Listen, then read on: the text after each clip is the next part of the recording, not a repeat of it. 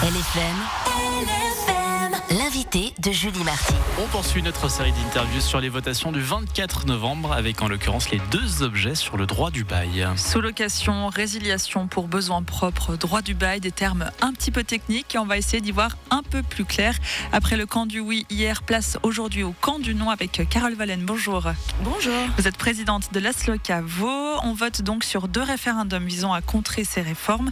Le premier veut durcir les règles de la sous-location. Le second touche la résiliation pour besoins propres, à savoir la possibilité pour un propriétaire de récupérer son bien. Est-ce que c'est une attaque contre les locataires ? Alors c'est une attaque évidente contre les locataires dans une situation où le marché du logement est déjà extrêmement déséquilibré en défaveur des locataires. Dans la situation de pénurie qu'on connaît maintenant depuis des années, c'est très compliqué de se loger et encore plus de se loger à des prix décents, il faut le dire. Les bailleurs, depuis pas mal d'années, tirent des rendements extrêmement élevés et quasiment systématiquement abusifs des logements qu'ils louent. Et puis dans ce contexte-là, on durcit très très clairement les règles, en tout cas certaines règles du droit du bail, de manière saucissonnée en plus de ça. Donc on détricote petit à petit des règles qui visent à cadrer certains thèmes et de manière clairement défavorable aux locataires.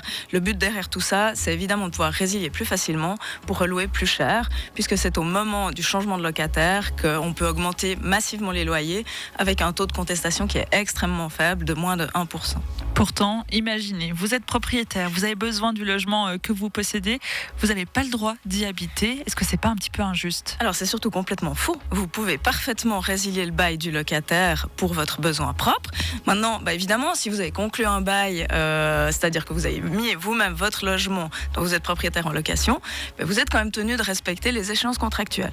Et puis, si votre besoin propre est réel, ce qui n'est encore pas le cas dans ma pratique quotidienne, la plupart du temps, c'est un prétexte qu'on utilise pour se débarrasser d'un locataire et louer plus cher, mais admettons, ce besoin propre est réel. Dans ce cas-là, vous avez parfaitement le droit de récupérer votre bien évidemment, et d'y habiter.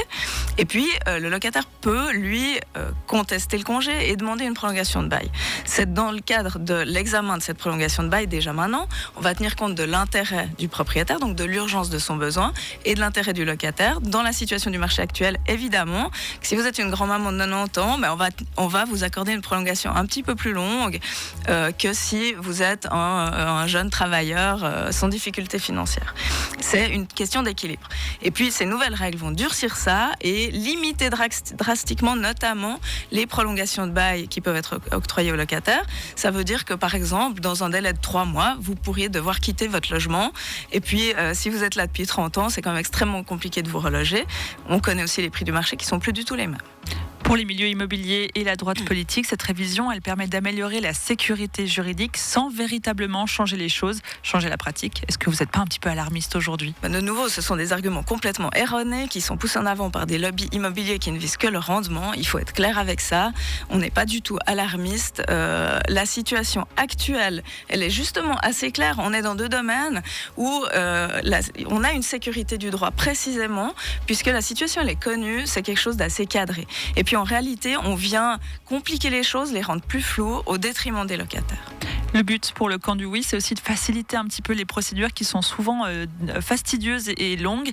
Des règles plus claires, c'est pas important aussi de protéger le bailleur ? Alors de nouveau, ces règles ne seront pas plus claires. C'est faux de dire ça. Ça rajoute au contraire du flou, puisque le bailleur pourra invoquer des motifs assez peu clairs en fait. Il aura qu'à dire qu'il a besoin de son logement, on ne sait pas trop pourquoi, sans démontrer qu'il en a un besoin réel. Donc c'est pas du tout une clarification. Et vraiment là je me pose en faux la contre. Et on le voit très clairement dans la pratique. À l'heure actuelle, on a des règles claires. Carole Vallen, tout de même, le droit du bail date d'il y a plus de 30 ans. Est-ce qu'il n'y a pas besoin de le réformer aujourd'hui ? Alors, il y aurait peut-être besoin de le réformer sur plein de sujets, mais il faut aussi se reposer les choses dans leur contexte. Les abus ne viennent pas des locataires, les abus viennent généralement des bailleurs. À l'heure actuelle, on a des niveaux de loyer qui sont extrêmement élevés, qui procurent dans la plupart des cas des rendements abusifs aux propriétaires, qui sont complètement déconnectés de la réalité. Sur les 15 dernières années, les loyers loyers ont augmenté d'environ 25%. Je parle des loyers de manière générale. Au changement de locataire, ce sont des proportions encore bien plus élevées, puisque c'est, comme je disais d'entrée, au changement de locataire qu'on peut augmenter massivement le loyer. Et puis, c'est l'intérêt en fait de ces réformes, c'est que ça va permettre des résiliations de bail facilitées. Un des objets, c'est donc sur cette notion de besoin propre. Aujourd'hui, les conditions sont strictes. Ce besoin doit être, je cite, urgent. Cette notion d'urgence, elle est quand même difficile à prouver, non ? Mais pas vraiment, puisque il suffit cette notion d'urgence, elle implique une certaine acuité du besoin. C'est ça qu'on veut dire, que ce besoin soit réel, concret et quand même assez urgent.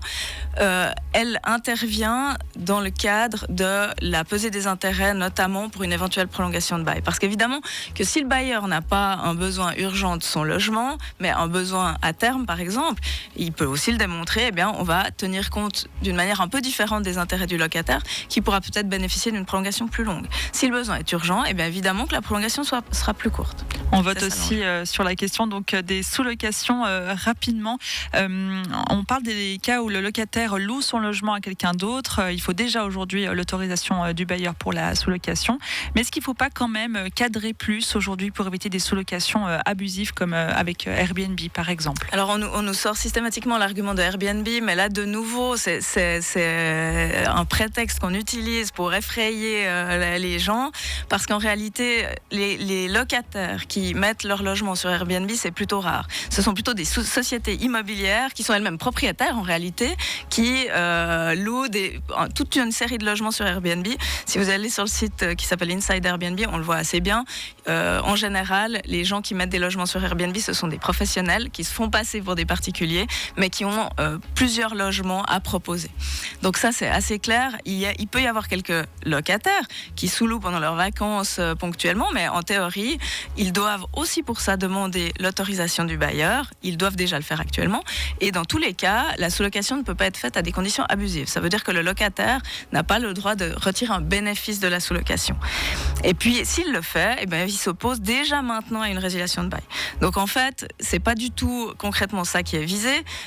Ces nouvelles règles qui sont proposées sur la sous-location, elles risquent de toucher toute une frange de population bien plus large que ce qu'on imagine. Notamment, par exemple, on voit tout de suite le cas des colocations d'étudiants. Dans ce cas-là, en général, il y en a un qui est locataire et puis les autres sous-louent une partie de l'appartement. Dans ce cas-là, la sous-location peut être limitée à 2 ans. Ça veut dire qu'en gros, les colocations d'étudiants, ça va devenir beaucoup plus compliqué. Si on n'annonce pas clairement, si on respecte pas toute une série de formalités, le bail peut aussi être résilié très aisément. Je parle des colocations d'étudiants, mais ça peut aussi s'appliquer à, par exemple, des parents dont les enfants majeurs reviendraient à la maison et qui participent au loyer. Là, on peut être dans un cas de colocation. Et puis là aussi, le bailleur pourrait résilier assez aisément le bail dans ces cas-là. De même, des PME, par exemple, des médecins qui louent une pièce dans un cabinet, on est dans un cas où c'est de la sous-location. Résultat, en tout cas dans les urnes, ce sera pour donc le 24 novembre. Carole Vallen, vous êtes présidente de l'ASLECA Vaud. Merci d'avoir été avec nous. Merci beaucoup. 7h29 sur LFM.